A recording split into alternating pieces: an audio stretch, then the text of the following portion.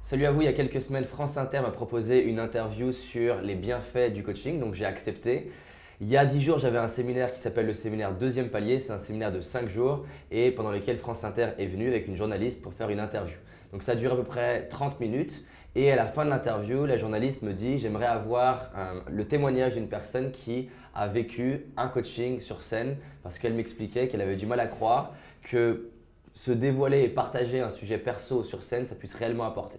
Et donc vu que 2 jours auparavant, Séverine qui était dans le séminaire en tant que participante, elle avait été coachée sur scène, j'ai proposé donc à Séverine de participer à l'émission de radio et donc elle a été interviewée par la journaliste et là aujourd'hui, 10 jours après, on a découvert ensemble, donc c'est Séverine qui nous a écrit en disant voilà l'interview est diffusée, le transcript écrit et finalement le titre de l'émission c'est les dérives du coaching. Et j'aimerais savoir du coup, Séverine, quand tu as lu le transcript, qu'est-ce que tu as vécu, qu'est-ce que tu t'es dit?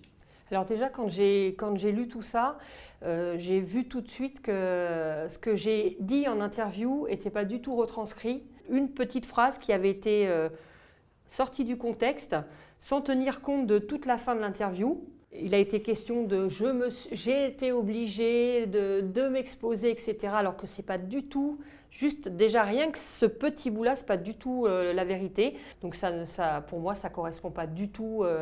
Mes propos sont déformés et du coup déformés pour la dérive du coaching et pas pour les bienfaits du coaching. Donc, Et du coup, qu'est-ce qui fait qu'aujourd'hui tu as voulu t'exprimer? j'ai voulu m'exprimer pour réajuster en fait ce qui a été dit parce que c'est pas la vérité, c'est pas ce que j'ai vécu, c'est pas ce qui s'est passé et je voulais informer les personnes qui vont tomber sur ces commentaires que en fait il y a une autre version aussi qui existe, dont la mienne, et je suis bien placée pour savoir ce que j'ai vécu. Et donc voilà, je suis là pour rééquilibrer la vérité, enfin en tout cas que les interlocuteurs puissent avoir vraiment les deux versions et puissent débattre sur l'intégralité de la situation. Cool, une petite question parce qu'il y a des personnes qui peuvent se poser la question. Je t'appelle Séverine, dans l'article on parle d'Eva. Est-ce que tu peux expliquer pourquoi? J'ai passé mon coaching, c'était tout récent et donc je voulais préserver mon anonymat et puis raconter ce qui s'est passé sous un nom pour qu'on ne puisse pas m'identifier. Donc du coup, tu as proposé le nom Eva. J'ai proposé le premier nom qui me venait, donc Eva. Et donc voilà, j'ai passé quelques minutes avec elle pour poser plus de questions, qu'elle puisse ajuster ce qu'elle voulait vraiment dire. Et voilà, on passe du temps ensemble. Et du coup, toi, tu l'as vécu comment quand tu l'as vu? J'étais hyper énervée, enragée, vraiment un sentiment d'impuissance parce que tout est couru d'avance, c'est un peu un débat orienté, enfin, il n'y a pas les deux versants, quoi. C'est tout un pan qui, ça a le don de me mettre la rage un petit peu, quoi. Donc, Du coup, tu viens faire un séminaire avec moi, donc le séminaire Deuxième Palier qui dure 5 jours. Quand tu as vu l'article là sur France Inter, tu l'as vécu comment et tu t'es dit quoi en fait? Quand j'ai vu l'article sur France Inter… Tu l'as lu là en entier et tu t'es Ouais. dit quoi en fait? Est-ce que tu t'es dit que ça correspondait à ce que tu as vécu? Pas du tout, ça correspond pas du tout déjà à ce que j'ai vécu. J'ai vu en fait que tout de suite c'est sorti d'un contexte. Donc du coup, si ça sort d'un contexte, ça n'a plus aucun sens. Et c'est mis sur une phrase.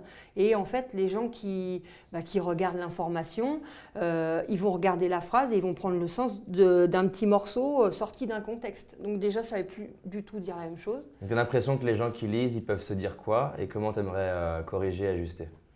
Eh bien, je me dis que les gens qui lisent ça, déjà, ils sont orientés contre la méthode, contre les personnes dans la société qui font ce travail-là, qui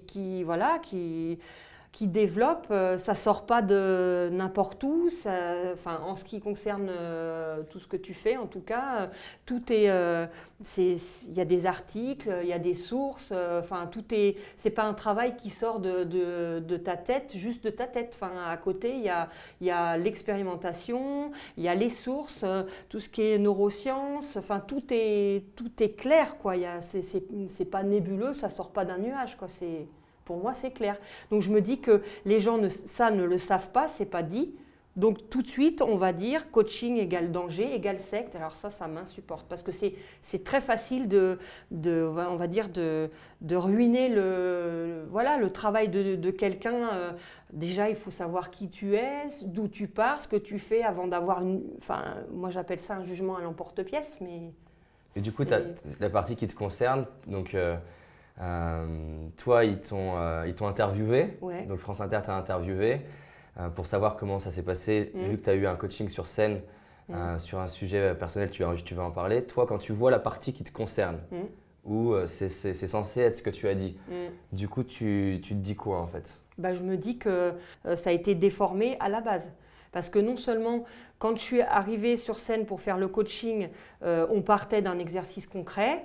Il y a eu dans ma gestuelle ou dans mon attitude quelque chose qui a fait que toi, avec ton ressenti, ton expérience, avec tout ce que tu as déjà fait, tu as vu quelque chose. Et tu m'as demandé l'autorisation, il n'y a jamais eu de forcing de quoi que ce soit. J'étais vraiment libre de quitter la scène, de dire non, je m'arrête à l'exercice, je m'arrête ici. Alors que ça n'apparaît à aucun moment dans l'interview déjà. Rien que ça, je trouve qu'on m'enlève ma responsabilité. J'ai le choix de venir sur scène, personne ne m'a mis un couteau sous la gorge, je suis venue sur scène, j'ai travaillé avec toi, tu m'as demandé après si je voulais bien travailler sur cette partie, et ben je me suis dit c'est l'occasion. Et après on parle des gens, j'ai été exposée, non, j'ai absolument pas été exposée. Moi, je me suis mis en avant sur scène parce que mon but c'était de dépasser mes propres limites et puis même pas dépasser mes propres limites, c'était, voilà, j'étais là. Dépasser cet événement qui date depuis longtemps. Voilà, dépasser l'événement et voilà. Et au contraire, si j'avais pas senti la bienveillance, moi qui suis méfiante, assez méfiante de par mon vécu, jamais j'aurais accepté. Et en plus, tu as eu la bienveillance de me demander, de me dire c'est OK si on s'arrête là, c'est OK si on fait que l'exercice, c'est OK si par contre tu veux aller plus loin, je m'arrête, je prends du temps pour toi, tu as demandé l'accord à la salle, à tous les gens qui étaient présents, enfin je veux dire, et ça on ne le voit pas, on voit une petite phrase en disant elle a été obligée, elle s'est exposée devant tout le monde, limite c'est complètement sorti du contexte quoi. En tout cas moi ça me… Voilà, ça a tendance à me… En tout cas, moi je te remercie déjà de le préciser parce que tu imagines bien que pour moi c'est inconfortable aussi de lire ça. Donc je me suis retrouvé sur scène, on est arrivé sur le fait que dans mon enfance j'ai été violé. Je voulais déjà… à partir de là, je n'ai pas de souvenir précis du coaching, mais je me suis retrouvé face à un groupe de personnes où j'ai été exposé, dans ce que tu disais. Je n'avais plus le choix. La synergie du groupe m'a vraiment transporté au-delà de mes limites parce que je ne suis pas sûr que toute seule j'aurais pu réussir. Ça a été un moment très puissant. Est-ce qu'il y a des choses que tu voudrais encore préciser par rapport à ce que tu viens de dire? Je voudrais préciser le fait que il y a quelque temps, moi, j'ai déjà travaillé sur cette problématique. Donc tu parles du viol. Voilà. Et que même si je n'ai pas tout réglé, j'ai senti que voilà, il y avait une bascule qui se faisait en moi avant de venir au palier 2 déjà. Et que en fait, pour moi, ça a été une vraie opportunité d'aller jusqu'au cœur du problème.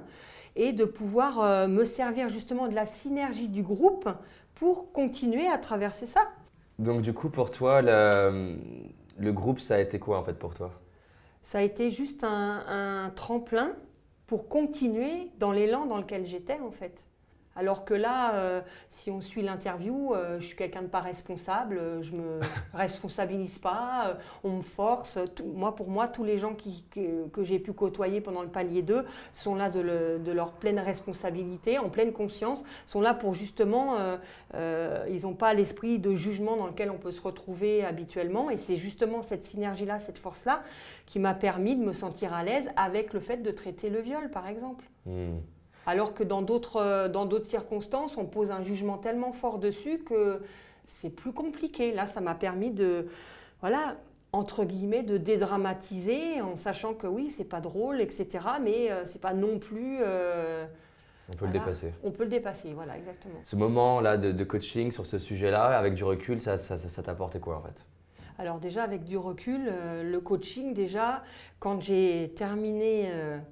Quand j'ai terminé le coaching, j'étais émue parce que c'était un travail collectif, parce que je sentais que c'était le bon moment, que j'étais au bon endroit, à la bonne place, avec les bonnes personnes. Et que ensuite, quand je suis retournée, déjà rien qu'à ma place, quand j'ai Voilà, je suis encore touchée quand j'ai senti l'émotion des gens.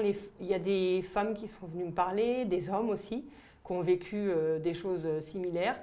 Et le fait que moi j'ai pu le faire, ça leur a donné aussi une autre vision des choses. On n'est pas obligé de passer toute une vie sur des choses et on peut arriver à avancer un peu plus vite. Alors je dis aujourd'hui il y a encore des choses à régler, mais en tout cas j'ai vraiment dépassé quelque chose d'important et ça m'a touchée de voir les gens avec un regard aimant en fait. Moi qui ressentais de la honte, qui n'était pas à l'aise, etc. J'avais même cette peur d'être cataloguée, tiens c'est la personne qui s'est fait violer, ben non. Les gens me regardaient différemment, j'étais une personne entière et je pense que ça a changé beaucoup de choses dans ma vie pour la suite. Après, qu'est-ce qui a changé dans ma vie?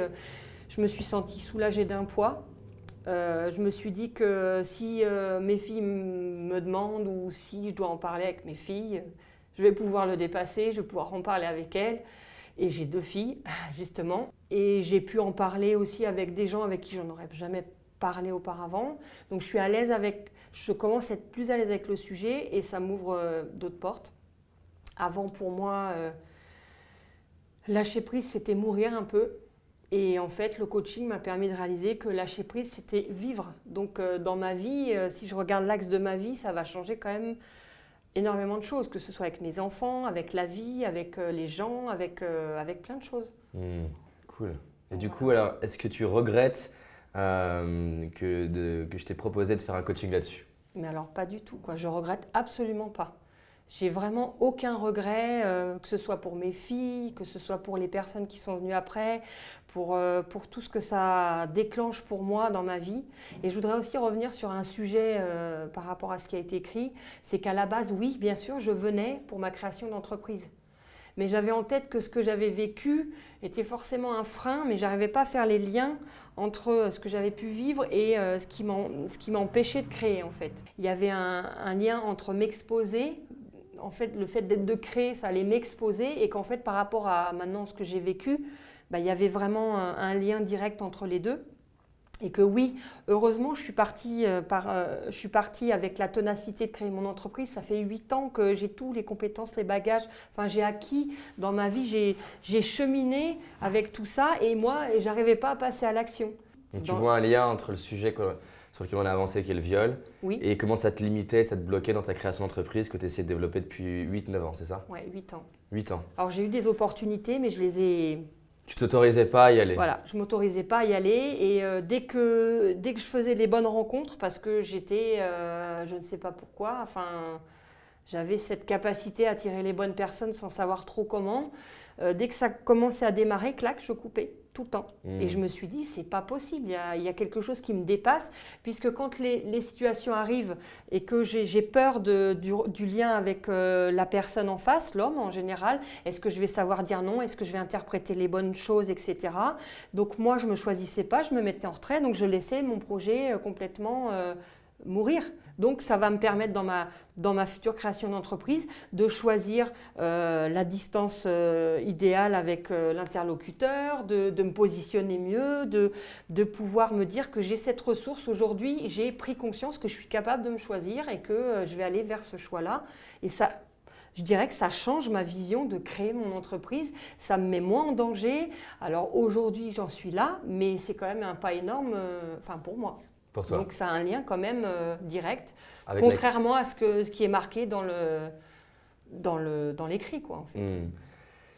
Une petite question, qu'est-ce que tu voudrais dire? Parce qu'il y a des personnes qui vont se dire, ouais, mais à la radio, on entend bien sa voix, elle est en train de le dire, c'est elle qui le dit. Même à la radio, on est aussi confronté à ce genre de situation où on va sortir une phrase du contexte et on va la placer là où ça arrange le thème de l'émission, puisque ici en l'occurrence c'est la dérive du coaching.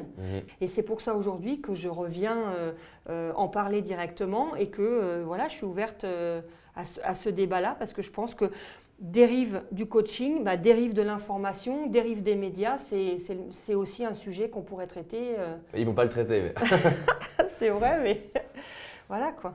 Donc ce que tu veux dire, c'est que elle t'a interviewé sur plus longtemps que ce qu'on peut entendre à la radio et que du coup, des choses coupées dans leur contexte ou mis bout à bout, ça te fait dire quelque chose qui n'est pas ce que toi tu voulais dire. Exactement. Une femme qui justement, par exemple, lit cet article-là, ne connaît pas le coaching, me connaît pas, t'aimerais lui dire quoi en fait?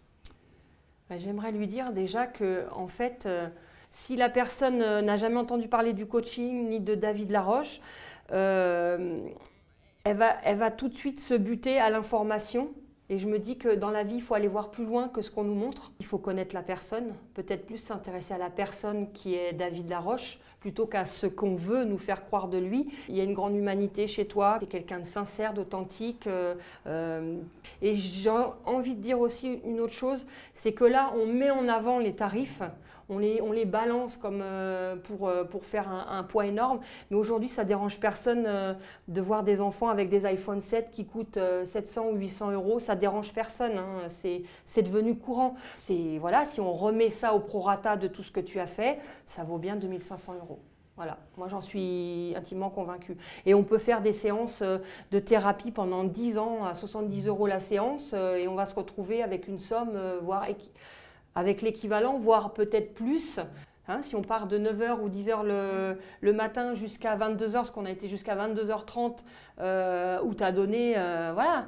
Si on remet ça au prorata à l'heure, à 70 euros de l'heure, on va le multiplier sur le nombre de jours, on va voir si on n'est pas au même niveau que déjà rien que ça. Et le fait qu'on soit là, on n'est pas là pour tricoter, on est là pour avancer, on a mis 2500 euros, on a misé sur nous. Ce que je dirais aux femmes, c'est que 2500 euros pour mon véhicule, c'est-à-dire mon corps qui va m'emmener d'aujourd'hui jusqu'à ma mort, ça vaut bien 2500 euros. On ne va pas se quitter soi-même, donc si on mise sur soi, on est dans une valeur sûre. Si on mise aujourd'hui sur un téléphone, sur une voiture, peut-être que demain on va nous l'enlever, enfin tout va changer, mais en tout cas soi-même en tant que personne, en tant qu'humain, je pense que voilà, on mérite d'avoir quelque chose d'excellence, sur mesure. En tout cas, moi c'était du sur mesure, de l'excellence. Tous les contenus que j'ai pu voir aujourd'hui, je les ai déjà transformés. Et donc aujourd'hui, on accélère, on synthétise, on compacte. C'est quand même extraordinaire de pouvoir faire 5 jours en restant dans la même dynamique, plutôt que de rentrer chez soi, de se reposer. Là, c'est plus de l'excellence, moi, c'est ce que je ressens. Il y a des personnes qui peuvent se dire, du coup, ok, on met 2500 euros, ça apporte quoi en fait pour toi aujourd'hui? Donc on est combien de temps après? Il était il y a combien de temps le deuxième palier? Il y a 15 jours, même Donc pas. il y a 15 jours, tu as fait le séminaire de 5 jours, deuxième palier. Il y a 10 jours, oui. 10 jours.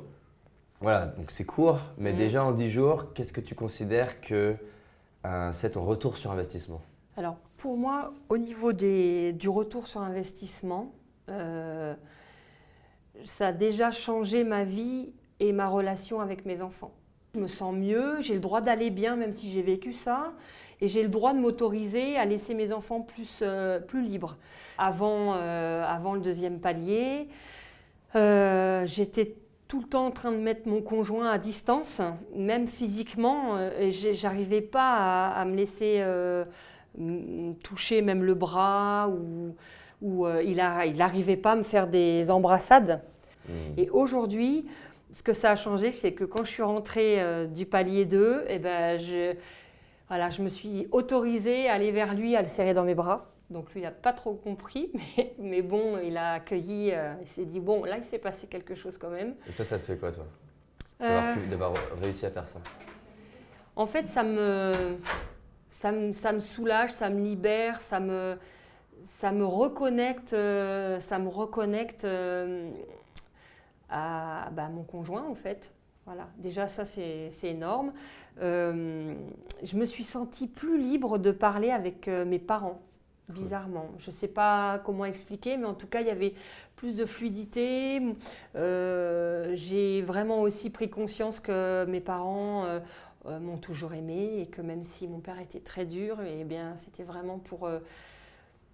Voilà, il y avait des choses très belles dedans puisqu'il m'a entraînée quelque part à jamais lâcher, même si c'est dur, on se relève, même si voilà, il y avait déjà quelque chose comme ça chez lui, même si ça ne se voyait pas, enfin même si je ne l'avais pas perçu. Ma mère aussi. Et tu te sens comment là du coup vis-à-vis de tes parents aujourd'hui? Je me sens plus libérée en fait. Rien que le fait de comprendre ça, je pense que ma vie, elle va avoir un autre axe. Elle va s'orienter différemment parce que j'avais un pied à gauche, l'autre à droite. J'étais morcelée entre ce que ma tête savait, mais entre ce que mon corps pouvait intégrer, il y avait encore un écart entre les deux. Là, j'ai l'impression de rassembler et d'aligner tout ça tranquillement. Qu'est-ce que je peux dire encore par rapport à ma profession? Ça va me permettre aussi d'oser m'accueillir pour ce que je suis, ce que je n'arrivais pas à faire avant. Donc par rapport à ta carrière, tu vois que ça te sert aussi? Bien sûr que ça me sert dans ma carrière. Ça me sert à m'accueillir, donc m'accepter en tant que personne avec mes faiblesses, avec mes forces, et puis pouvoir me dire que je m'autorise et je me choisis suite au coaching. J'ai compris que je devais me choisir et qu'à un moment donné, il faut arrêter de se trouver des excuses, de se cacher. Et j'ai compris aussi, en faisant le coaching sur scène, qu'il y avait déjà toutes les ressources à l'intérieur de moi. Ça, je le savais encore dans ma tête, mais je ne l'avais pas encore intégré, je n'avais pas encore bien aligné tout ça. Et du coup, là, aujourd'hui, tu dirais que ta confiance en toi, elle est comment par rapport à avant le séminaire? Et ma confiance en moi, elle a quand même largement augmenté par rapport au séminaire. Parce qu'avant, le concept de confiance en soi, c'était quand même, dans ce qu'on nous raconte, c'est plutôt nébuleux, c'est plutôt un mot qu'on attrape mais on ne sait pas quoi en faire, où le mettre et comment on le fait. Là, on n'a pas forcément parlé du mot confiance, on a expérimenté, on a fait une expérience, on s'est mis en situation. J'ai compris par moi-même que c'était ça aussi la confiance. C'était pas un terme théorique. Voilà, théorique. Donc tu sens que tu lâches plus prise, tu sens que tu as plus confiance. Ta sérénité, elle est comment après le séminaire et avant? Ma sérénité, elle est boostée. Elle est boostée. Moi, j'avais tendance, entre guillemets, à envisager tous les scénarios catastrophes en me disant que j'étais une petite chose fragile qui ne pourrait pas faire face et que j'allais me faire croquer. Et dès que je rencontrais le moindre obstacle, pouf, j'étais tout dans le repli, je lâchais prise et puis je me disais non, c'est pas possible. Aujourd'hui, je sens que j'ai cette force. J'avais déjà le cœur ouvert quand même parce que je forçais à ouvrir mon cœur, mais là, le fait d'avoir switché, transformé cet événement, waouh, ça y est, je sens que je prends plus. Et tout. Ça se voit d'ailleurs. Ouais, le pulse, il est en train de c'est un tableau, on a le nez dessus, on voit pas et on se recule, on se dit oh, ah ouais, c'était ça, ah d'accord, ok. Et là, on rentre dans son tableau, on est acteur de son tableau et voilà.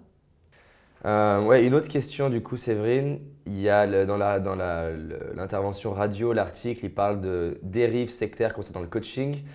Avec un peu deux idées. L'idée qu'il y aurait une pensée unique, c'est-à-dire que selon eux, on inviterait les personnes à penser d'une seule manière.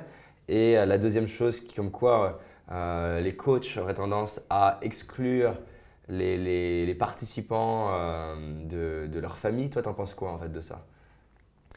Alors moi, je dirais qu'il n'y a absolument pas de pensée unique dans le séminaire qu'on a pu suivre. Bien au contraire, je dirais que c'est diamétralement l'inverse. Tu te documentes, tu t'instruis sur sur la question, tu fais le tour, tu balayes le sujet de A à Z, on n'est pas dans un petit morceau. Et à partir de là, tu exposes, tu ne nous imposes pas, tu exposes ce que tu as découvert, donc un peu comme un chercheur qui fait sa propre expérience. Ton souhait, c'est qu'on puisse expérimenter librement ce qu'on a vu ensemble et qu'après, une fois qu'on l'a expérimenté, si ça ne nous va pas, c'est ok, on le met dehors, on le jette, on ferme la porte. Par contre, si ça nous convient, si ça nous aide à aller mieux, si ça nous permet d'avancer dans la vie, de mettre les choses qui nous encombrent de côté, les événements, les transformer différemment, mais c'est ok aussi. Chacun est libre et c'est ce qui fait justement la richesse des séminaires, c'est que chacun est libre. Et si demain, au bout du deuxième jour, il y a un participant qui dit « Ah non, moi je ne suis pas d'accord », il s'en va. Et même tu proposes de le rembourser, donc c'est quand même assez libre. On peut pas être. Donc ça nous fait que nous conforter dans le fait que tout nous dise il n'y a pas une vérité absolue, il n'y a pas de vérité unique. On est là pour expérimenter quelque chose. Si c'est ok, on le prend. Si c'est pas ok, on le garde. On le garde pas, je veux dire. Dans ce qui est dit, s'éloigner du conjoint, est-ce que tout simplement le conjoint correspond à cette dame ou inversement? Qu'est-ce qu'il y a de dramatique là-dedans? Qu'est-ce qu'il y a de sectaire là-dedans? Enfin, on a tous le choix dans notre vie de se marier et puis de divorcer. On a le choix d'essayer un pantalon. Ah ben non, il ne nous va pas, ben, c'est pas grave, on s'en sépare. Un manteau, ben, une idée, c'est pareil. On met un manteau, on met une idée, hein, on regarde si ça va. Si ça ne va pas, ben, le manteau, on l'enlève, on le pose. Je ne dis pas que les gens sont des manteaux, mais voilà, on est arrivé dans notre vie avec une histoire. Et comme on change, comme on se transforme, comme on évolue, ben, soit la personne, elle évolue avec nous, soit finalement d'un commun accord c'est plus possible, mais il y a toujours la liberté, le libre arbitre. On est libre d'avoir envie de rester avec son conjoint ou pas. Il y a des thérapeutes qui font des thérapies et que en fait on ne le dit pas ça, mais les gens ils arrivent, ils sont dans une dépression quelconque, avec leur conjoint c'est bon, et puis finalement avec le thérapeute ils s'aperçoivent qu'ils ne sont pas dans leur vie, que ce n'est pas le bon conjoint, que le métier ça ne leur plaît pas, et bien alors, qu'est-ce qu'ils font? Ils font une thérapie tout doucement pour arriver à se reconnecter à ce qui leur correspond. Et ça revient à la même chose, que ce soit ce qu'on fait avec le séminaire en palier 2. Et on ne qualifie pas les thérapeutes de potentiels gourous qui ramèneraient dans une secte des potentielles personnes. Moi, je vais donner mon propre exemple. Je suis sophrologue, relaxologue. J'ai fait un master avec monsieur Caicedo. C'est un monsieur qui est médecin, neurologue, psychiatre. Eh bien, avant, on confondait sophrologie et scientologie. Alors, ils nous ont fait tout un débat avec la sciento, ça n'a rien à voir, mais tout le monde s'affole. Avant de s'affoler, on respire un coup, on va voir et puis on se documente. Et puis voilà, il n'y a pas de souci. Va faire juste EPR si tu veux, va faire quelque chose et vois ce qui t'arrive. Parce que là, tu es en train d'avaler des choses qu'on t'a sorties d'un contexte. Moi, je me suis connectée à ce qui est bon pour moi et je me suis dit non, je vais aller voir. J'ai fait EPR, je suis allée voir. Quand j'ai fait EPR, j'ai dit mais c'est énorme, et bien, je vais faire le palier 2.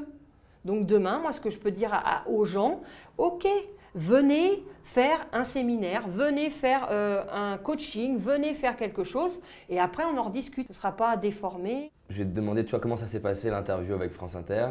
Elle vient faire l'interview, je sens, moi je ressens. C'est plus fort que moi, je me dis c'est pas objectif. J'ai ressenti que en fait c'était plus comment dire, c'était plus à l'affût. Je vais poser des questions et je vais être à l'affût de ce que je recherche. Et en fait, c'est pas qu'elle me croyait pas, mais elle avait déjà son idée qui était faite, donc ça empêchait de connecter à ce que moi j'avais vraiment vécu. Il y avait un filtre. Voilà, j'avais l'impression qu'il y avait déjà un filtre entre ce que j'allais dire, comment ça allait être perçu. Donc je me suis sentie plus sous pression en fait. Et t'en penses quoi toi du fait que toute la partie de la fin de l'interview où tu parles de ce que ça t'a apporté, de l'impact que ça va avoir dans ta vie, de ce que tu souhaites aux femmes, ça a été coupé et pas utilisé? Pour moi, c'est pas juste. L'information n'est pas justement relayée auprès des personnes qui nous écoutent, puisqu'en fait, on va couper une partie. Soit les gens déjà qui vont nous écouter vont être responsables de leur réaction, mais auront les deux versants du coaching, par exemple, puisqu'on est sur le coaching, et pourront après, avec ces deux éléments, se faire leur propre opinion. Alors que là, pour moi, c'est déjà squeezé, puisqu'on enlève une part de l'information, on oriente les téléspectateurs vers une information qui n'est déjà pas complète. Donc on va débattre de quelque chose qui est pour moi biaisé. Et en plus, les gens, eux, n'ont pas l'envers du décor. Donc ça, ils s'en rendent même pas compte. Les médias, finalement, c'est pas si important, mais ce que je trouve magnifique dans ce que tu viens de dire, c'est qu'on peut vivre des difficultés et on peut les dépasser. On peut vivre des difficultés et on peut les utiliser à notre service. On peut avancer dans sa vie. On peut aussi inspirer d'autres personnes. Moi, je suis sûr, et si c'est le cas d'ailleurs, si vous nous regardez et que vous avez été inspiré par son énergie, mettez-le en commentaire. Je pense que Séverine, tu seras heureuse de voir ça. Moi, tu m'inspires. Et c'est d'ailleurs ce que j'aime souvent dire, c'est que j'ai même pas la prétention que moi, si j'avais vécu ce que tu as vécu, j'aurais réussi à le dépasser. Moi, je trouve ça waouh. Et effectivement, on a tendance à trop ne pas vouloir parler de plein de sujets. Moi, par exemple, tu vois, j'ai souffert d'éjaculation précoce et une des raisons pour laquelle j'en souffrais, c'est qu'en fait, c'était la honte d'en parler, donc j'en parlais à personne. Et c'est pour ça que je fais ces séminaires, parce que je veux créer un espace où on peut parler des sujets dont on n'ose pas parler d'habitude. La peur de faire faillite, comment développer son entreprise quand c'est pas facile, mais ça peut être le viol, ça peut être d'autres sujets. Je trouve que c'est vraiment une clé de la transformation et qui nous aide à nous rendre compte et à prendre conscience que non seulement c'est possible, mais qu'en même temps, ça nous permet de le dépasser. juste en ouvrant la porte à on peut en parler. Donc si à la base c'est inacceptable, on ne va pas pouvoir le dire et s'en libérer, quoi. C'est clair. Voilà. Et toi, t'oses en parler aujourd'hui, alors que c'est pas évident. Et je pense qu'il y a plein de femmes, hommes, pourquoi pas ados et de tout âge qui nous écoutent et qui se disent ah, on peut en parler, on peut avancer avec ça, peu importe sa difficulté. Et ça, c'est un truc énorme. Et une petite chose du coup que je voudrais préciser pour pas que les personnes qui nous écoutent puissent penser il y a un truc magique qui se passe, que déjà, comme tu l'as dit, c'est vous qui vous libérez. Et il y a un truc, je pense, qui est super important, c'est que, et tu l'as précisé tout à l'heure, toi, tu arrives dans le séminaire, en fait, tu as déjà décidé en fait, qu'il se passe quelque chose. Et donc, tu arrives dans un état d'esprit où ça doit changer. Et c'est pas je me pose et je vais attendre et il va se passer quelque chose. Donc déjà, la démarche dans laquelle tu es de se dire voilà, je prends 5 jours pour moi dans ma vie, ça va changer, ça joue énormément. Après, l'autre chose, c'est que c'est des outils et des exercices. Comme tu l'as dit, je m'appuie sur beaucoup d'outils de neurosciences, par exemple la gratitude, on a plus de 400 études. Et donc, le fait que ça puisse être reproductible pour plein de personnes, c'est parce qu'il y a des outils, ça n'arrive pas par hasard. Et encore une fois, chacun dans la salle auront des résultats différents en fonction du chemin qu'ils ont parcouru avant, en fonction du désir qu'ils ont de changer. Et après, il y a aussi une part de mystère qui moi-même me dépasse de pourquoi à un moment donné, il y a une personne qui va avoir plus de résultats qu'une autre dans un séminaire plutôt qu'un autre. Voilà, ça me dépasse. Mais ce qui est sûr, c'est que c'est vous qui prenez les outils et qui avez décidé de les utiliser. C'est comme un super livre. Tu peux donner le meilleur livre au monde à une personne si, quand elle le lit, elle n'a pas vraiment envie de l'utiliser. Bon, moi, il ne se passe pas grand-chose. Donc voilà, tes résultats, c'est les tiens. C'est clair. J'aimerais d'ailleurs que cette vidéo, elle ait une portée qui aille au-delà des médias, mais qui soit vraiment un message de on peut transformer sa vie, on peut créer une vie sur mesure, on peut avancer et qui s'inspire de l'énergie que tu as, que tu as maintenant là quand tu parlais, et de se dire voilà, on avance. Et ça, c'est le plus important. Et je rêve qu'il y ait des personnes dans 10 ans qui m'écrivent en disant je suis tombé sur la vidéo de Séverine et j'ai dépassé, alors ça serait un truc de fou, en te voyant, j'ai dépassé mon viol, ou ça peut être j'ai dépassé ma faillite qui me remue, ou j'ai raté mon entretien d'embauche et je me suis dit en la voyant, si elle peut faire ça, moi je peux faire ça. Voilà, mon rêve, c'est que cette vidéo, elle permette à des centaines de milliers de personnes de se dire eh ben, on peut transformer sa vie, on peut réaliser ses rêves. Et voilà, si cette vidéo-là accomplit ça, je pense qu'on pourra remercier les médias. Oui, c'est ça. Merci à toi en tout cas. Merci.